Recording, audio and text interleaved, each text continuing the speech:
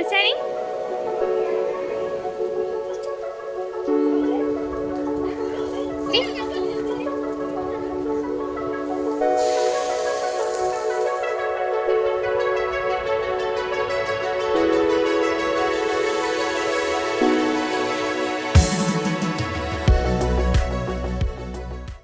Hey guys, welcome back to another video. It's me Lia. ഇന്ന് ഞാൻ വന്നിട്ടുള്ളത് ഒരു ഡേ ഇൻ മൈ ലൈഫ് ആയിട്ടാണ്. ഡേ ഇൻ മൈ ലൈഫ് എന്ന് പറയുമ്പോൾ ബ്രേക്ക്ഫാസ്റ്റ് കഴിക്കുന്നൊന്നുമില്ല.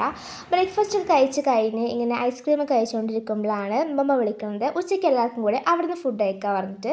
അപ്പോൾ ഉച്ചയ്ക്ക് ഇപ്പച്ചിൻ്റെ ഫാമിലിൻ്റെ അപ്പം അതിനിടയിൽ മോനാപ്പ ഗൾഫ് പോയതുകൊണ്ട് മോനാപ്പ വീട്ടിലേക്ക് വരാൻ പറഞ്ഞിട്ടുണ്ടായിരുന്നു. മോനാപ്പിനും ഉപയമൊക്കെ അങ്ങനെ ഗസ്റ്റിനെ സ്വീകരിക്കുന്നൊന്ന്.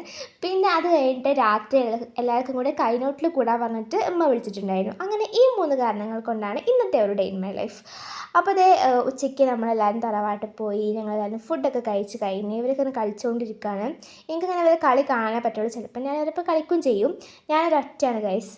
അപ്പോൾ അതേ ഇവരിപ്പോൾ ഫുഡൊന്നും ദഹിക്കാൻ പോലും സമയം കൊടുക്കാതെ ഇങ്ങനെ കളിച്ച് എന്താ പോസ്റ്റിംഗ് എന്നറിയോ? നിങ്ങൾക്ക് ഉറങ്ങാം കളിക്കാനോ? ഞാനുണ്ട്.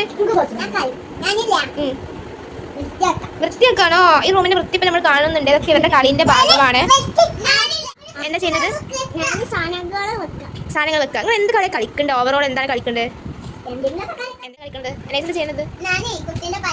ഇതാണ് കുട്ടി. എൻ്റെ കുട്ടിയാണത്. എൻ്റെ കുട്ടിൻ്റെ പേര് ഇസ്നയാണ്. കുട്ടിൻ്റെ പേര്. നല്ല കുട്ടി, നല്ല കുട്ടി, നല്ല ക്യൂട്ട് കുട്ടിയാണ്. കുട്ടിയുടെ ഒരു കണ്ണെവിടെ?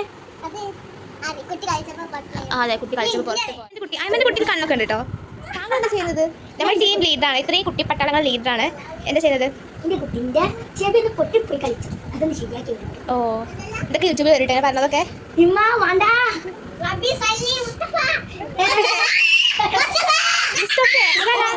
അതാണ് മുസ്തഫ.